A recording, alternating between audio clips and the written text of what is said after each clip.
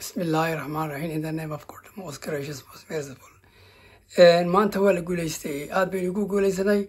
Aqoonsigii Somaliland ayaa maanta laga ansixiyay America. Ninka iga dambeeya bidaarta leh waxaan ugu duceeyay inuu Ilaahay timaha u soo saaro. Waa ninkii maxkamadda hayay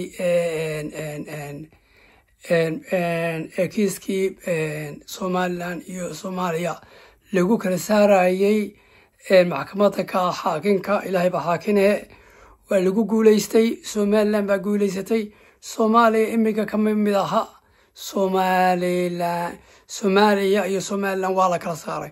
Somaliland kama mid ah Somaliland weligoodba kama ahayn. Somaliland kama mid ahayn Soomaaliya imika waa taa la kala saaray. xafiiskii Amerikaanka waxaa laga furay Hargeysa. insha Allah diyaaradaha toos bay ugu imanayaan Amerika, waxay imanayaan Hargeysa. waka اعتراف aan idinka sheekanaya ilaa intaasoo bilood aan idinku lahaa iyo intaasoo bilood aan soo dagaalameynay aan maalin kasta idinka sheekanayay.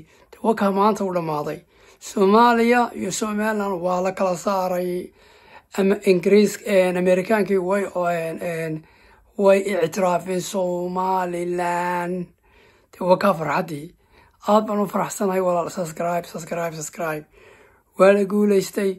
America way اعترافتay Somaliland, way kala saartay Somaliland iyo Soomaaliya. waka halkaas oo idinku yiri idinkuna farxa maanta casho fiican ma la cashaynaya niman Amerikaan saaxiibnahay.